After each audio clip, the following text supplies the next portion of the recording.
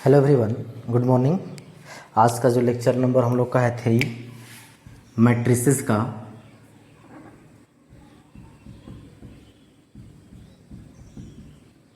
पिछले वीडियो में हम लोगों ने टाइप्स ऑफ मैट्रिसेस के बारे में पढ़ रहे थे, जिसमें हम लोग 6 तरह का जो है मैट्रिसेस हम लोग डिस्कस किए हुए थे। रॉ मैट्रिक्स क्या क्या था? पहला रॉ, दूसरा था कॉलम मैट्रिक्स, तीसरा देखे थे रेक्टेंगुलर मैट्रिक्स, चौथा देखे थे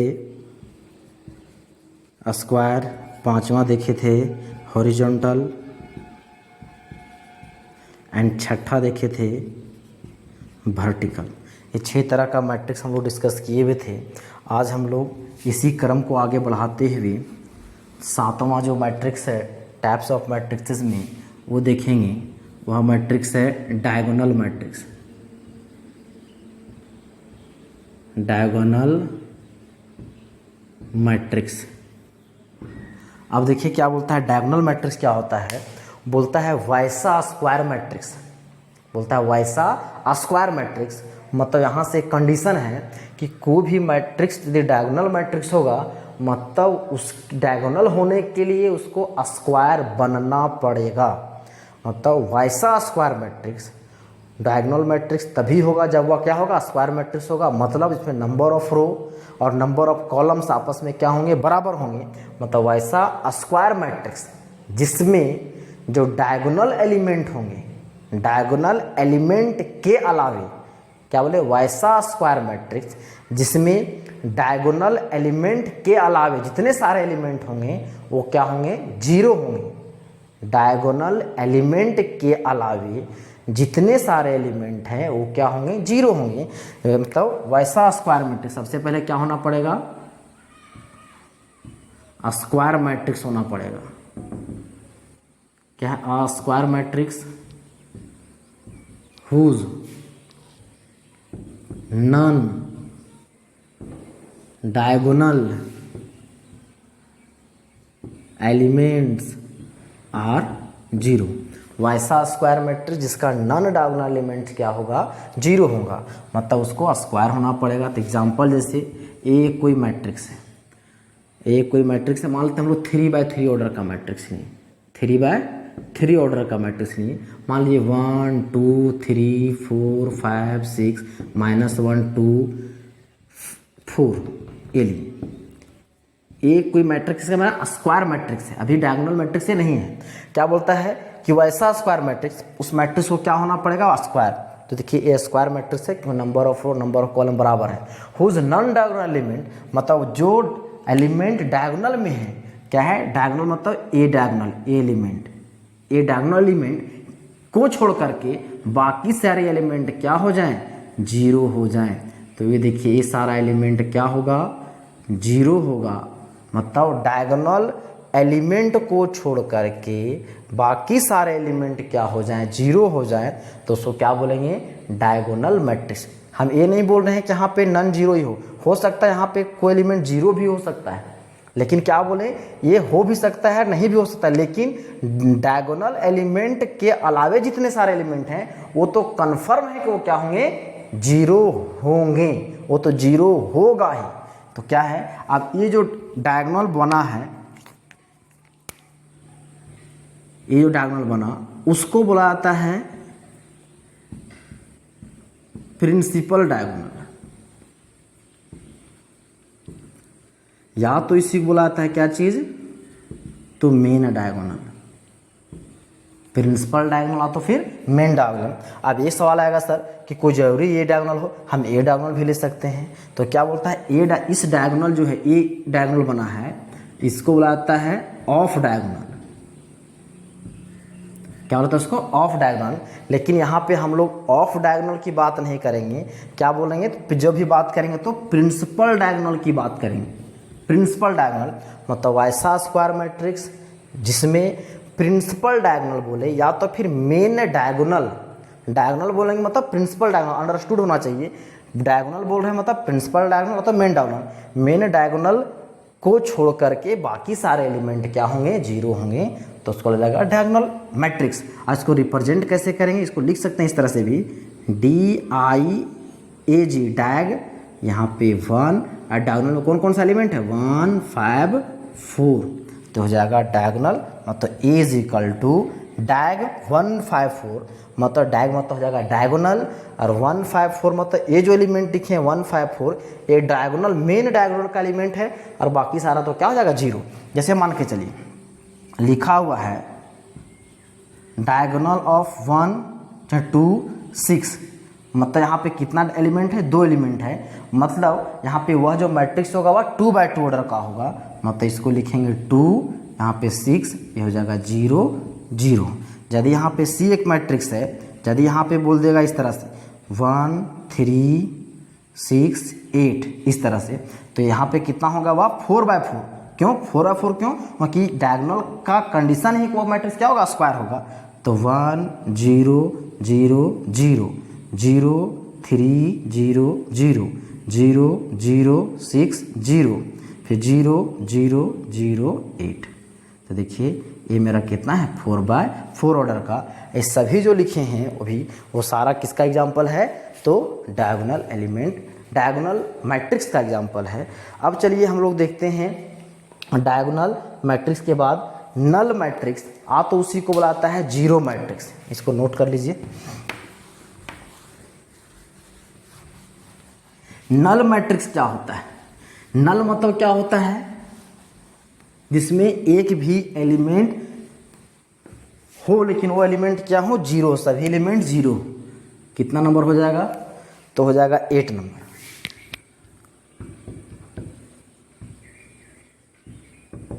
नल मैट्रिक्स तो इसी को बोला जाएगा जीरो मैट्रिक्स। बोलता है वैसा मैट्रिक्स, वैसा मैट्रिक्स जिसका क्या होगा, ऑल एलिमेंट क्या होगा, जीरो होगा। वैसा मैट्रिक्स जिसका ऑल एलिमेंट्स क्या हो, जीरो, ऑल एलिमेंट्स आर क्या हो, जीरो। चाहे वह यहाँ पे कोई कंडीशन नहीं है कि वह मैट्रिक्स जो है स्क्वायर होगा या कैसा होगा, जो भी मैट्रिक्स होगा लेकिन उसका सारा एलिमेंट क्या होगा, तो जीरो होगा, तो उसको बोला जाएगा नल मैट्रिक्स तो जीरो मैट्रिक्स। जैसे मान के कोई मैट्रिक्स ए 0 0 0 0 0 0 0 0, इसका ऑर्डर कितना है, रो कितना है 2, कॉलम कितना है 3। अब जीरो मैट्रिक्स को सिंपली आप ये जीरो बड़ा सा जीरो इस तरह से लिख सकते हैं, मतलब ये मैट्रिक्स किसको रिप्रेजेंट कर रहा है, जीरो मैट्रिक्स का। और यहाँ पे कोई भी ऑर्डर का मैट्रिक्स हो सकता है, मतलब वो देखना पड़ेगा क्वेश्चन में किस ऑर्डर का बात कर रहा है। जैसे बी एक कोई मैट्रिक्स है, या स्क्वायर भी हो सकता है, एक कोई सी मैट्रिक्स है 0 0 0 0 0 0 0 0 0, ये हो जाएगा। तो इस तरह से वैसा मैट्रिक्स जो क्या होगा, उसका सारा एलिमेंट क्या हो, जीरो हो, तो उसको बुलाता है नल मैट्रिक्स तो फिर जीरो मैट्रिक्स। अगला हम लोग देखते हैं क्या है, स्केलर मैट्रिक्स, 9वां नंबर।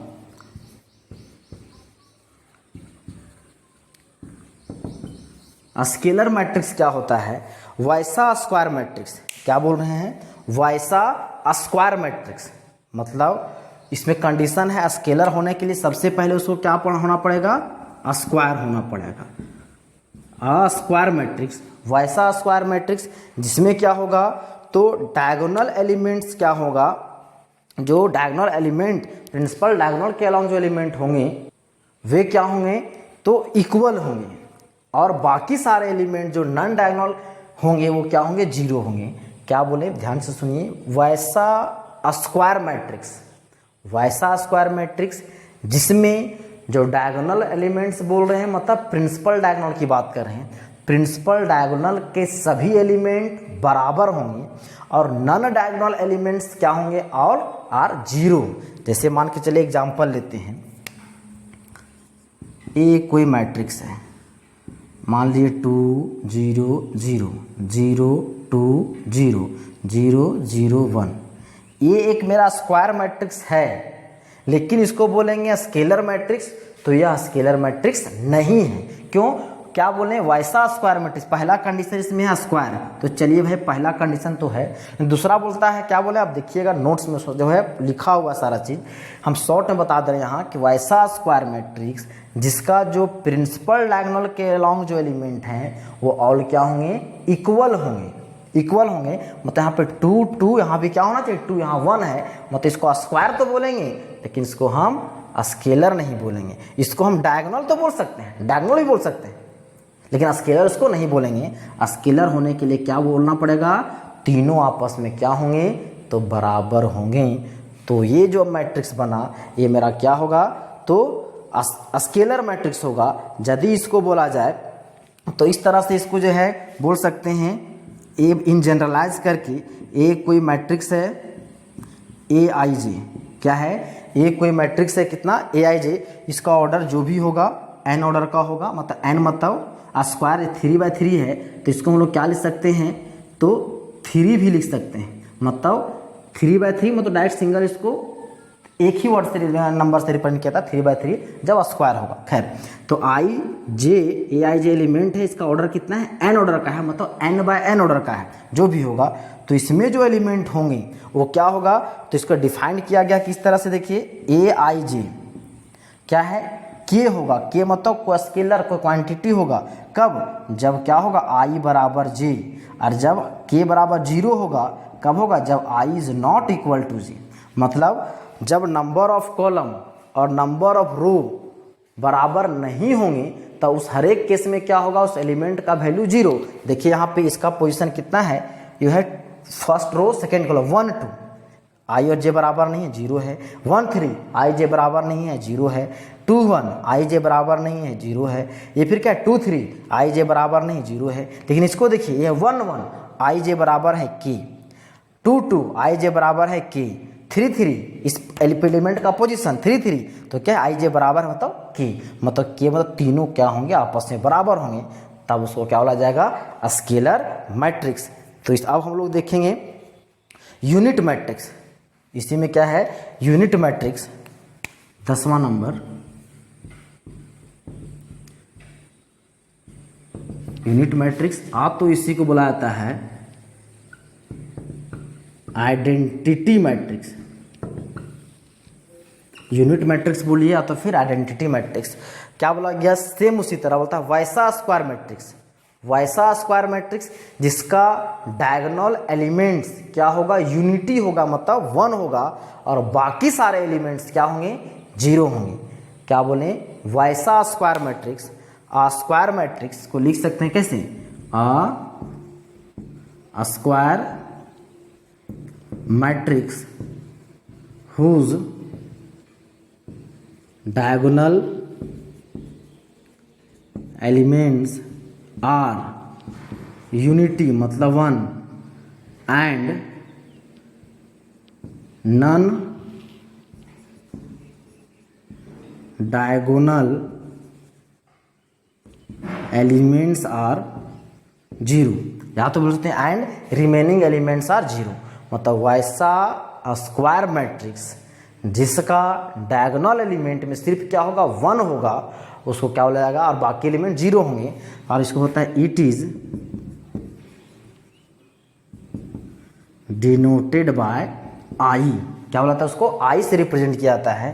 जैसे एग्जांपल मान लीजिए कोई मैट्रिक्स है, क्या है 1 0 0 1, सबसे पहला क्या हो रहा था स्क्वायर, देखिए इसमें कितना order 2/2, number of row number of column बराबर है, देखिए डायगोनल एलिमेंट क्या है 1 है और बाकी एलिमेंट 0 है, तो इसको नोटेशन में इसको क्या लिख सकते हैं, I2 I for identity and 2 for 2 सिर्फ लिखा हुआ मतलब मैट्रिक्स क्या होगा, स्क्वायर मैट्रिक्स, मतलब 2 लिखा हुआ मतलब वह ऑलरेडी अंडरस्टूड है कि वह 2/2 की बात कर रहा है, मतलब हो जाएगा I2 मतलब वैसा आइडेंटिटी मैट्रिक्स जिसका ऑर्डर कितना है 2/2 है। यदि हम लोग बोल दें यहाँ पे I3 मतलब वैसा स्क्वायर मैट्रिक्स, वैसा यूनिट मैट्रिक्स बोलिए, तो वैसा आइडेंटिटी मैट्रिक्स जिसका ऑर्डर कितना है 3/3 है, 1 0 0 0 1 0 0 0 1, तो हो जाएगा I3 मतलब वैसा स्क्वायर मैट्रिक्स मतलब वैसा आइडेंटिटी या तो यूनिट मैट्रिक्स जिसका ऑर्डर कितना है 3। यदि बोला जाएगा कहीं I4 मतलब यह आइडेंटिटी मैट्रिक्स को रिप्रेजेंट करेगा जिसका ऑर्डर कितना होगा तो 4/4 होगा। तो यहाँ तक जो है आपको तो समझ में आ जाना चाहिए। अब चलिए आगे हम लोग देखते हैं। अब हम लोग देखेंगे 11 नंबर क्या है। अगला है lower triangular matrix.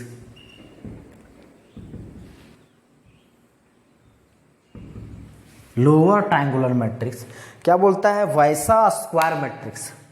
Lower triangular मतलब वैसा स्क्वायर मैट्रिक्स जिसमें डायगोनल एलिमेंट के ऊपर के जितने सारे एलिमेंट होंगे, क्या बोल रहे हैं, वैसा स्क्वायर मैट्रिक्स जिसमें डायगोनल एलिमेंट मतलब लीडिंग डायगोनल, हाँ लीडिंग डायगोनल को ही मेन डायगोनल को ही लीडिंग डायगोनल बुलाता है। मतलब वैसा स्क्वायर मैट्रिक्स जिसमें डायगोनल एलिमेंट के ऊपर के सारे एलिमेंट क्या होंगे 0 और नीचे क्या होंगे, तो हो सकता है 0 हो, नॉन 0 बात अलग है, लेकिन डायगोनल एलिमेंट के जो ऊपर सारे एलिमेंट क्या होंगे तो 0 होंगे। तो उसको लिख सकते हैं a square matrix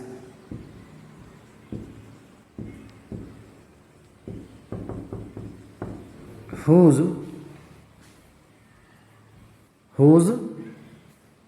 elements above the leading diagonal, बोल सकते हैं a square matrix whose all elements above the leading, whose all छूट गया, all elements above the leading बोलिए, इसी को बुलाता है प्रिंसिपल डायगोनल आर 0। क्या बोले, वैसा स्क्वायर मैट्रिक्स जिसका क्या है लीडिंग डायगोनल के एवब ऊपर में जितने सारे एलिमेंट होंगे वो क्या होंगे 0 होंगे। चलिए एग्जांपल लेते हैं, एग्जांपल समझ ज़्यादा समझ में आएगा। मान के चलिए 1 एक सिंपली हम लोग एक मैट्रिक्स ले रहे हैं, ये हम नहीं पता है कौन ऑर्डर का है, मतलब अब कौन सा टाइप का मैट्रिक्स है, लेकिन जानते हैं ये मैट्रिक्स क्या है स्क्वायर मैट्रिक्स 3/3 ऑर्डर का। अब ये क्या होता है square matrix which all elements above the leading diagonal. तो इसमें लीडिंग डायगोनल किसको बुलाता है, इसको बुलाता है लीडिंग डायगोनल, इसी का ही बोले थे, क्या बोले थे, बुलाता है प्रिंसिपल डायगोनल, तो इसे बुलाता है मेन डायगोनल, और बुलाता है इसको क्या चीज़ लीडिंग डायगोनल। 3 का नाम है। लीडिंग डायगोनल के ऊपर जितने सारे एलिमेंट होंगे 0 होंगे। तो इस एलिमेंट, ये डायगोनल एलिमेंट है, डायगोनल के ऊपर में किधर है, ऊपर में इस साइड है, तो इधर के जितने सारे एलिमेंट होंगे वो क्या होंगे 0 होंगे। तो चलिए इधर 0 हो गया। तो देखिए अब यहाँ से एक ट्राइंगल बना, एक यहाँ से इसको यदि मिटा दें हम लोग तो इसको देखिएगा तो एक हम लोग का क्या बनेगा, ट्रायंगल बनेगा एलिमेंट से मिलेकर। तो ये ट्रायंगल बना क्या है नीचे की ओर होते हुए, तो इसलिए इसको बुलाता है लोअर ट्रायंगुलर मैट्रिक्स। क्या बोल रहे हैं फिर से ध्यान सुनिए, वैसा स्क्वायर मैट्रिक्स जिसका सभी एलिमेंट डायगोनल के ऊपर जितने सारे एलिमेंट्स होंगे क्या होंगे 0 होंगे। देखिए मेरा डायगोनल था, डायगोनल उसके ऊपर जितने सारे एलिमेंट क्या होंगे 0 होंगे। अब इधर हो सकता है ये 0 हो, ऐसा कुछ जरूरी नहीं कि ये 0 नहीं हो सकता है, लेकिन ऊपर वाला तो कंफर्म 0 होगा। तो नीचे क्या बना, ट्रायंगल बना, तो इसको क्या बोला जाएगा, जब ट्रायंगल नीचे बनेगा बोला जाएगा लोअर ट्रायंगुलर। चलिए अब 12 नंबर देखिए, उसी में है अपर ट्रायंगुलर मैट्रिक्स। अब तो आपको समझ में आ गया होगा अपर ट्रायंगुलर मैट्रिक्स क्या होगा। तो क्या हो जाएगा अ स्क्वायर मैट्रिक्स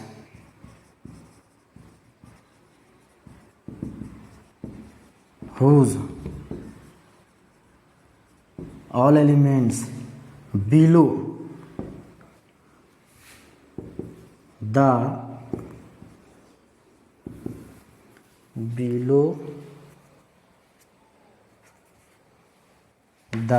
leading, कौन से लिख रहे हैं, लीडिंग ऐसे होता है प्रिंसिपल डायगोनल आर जीरो।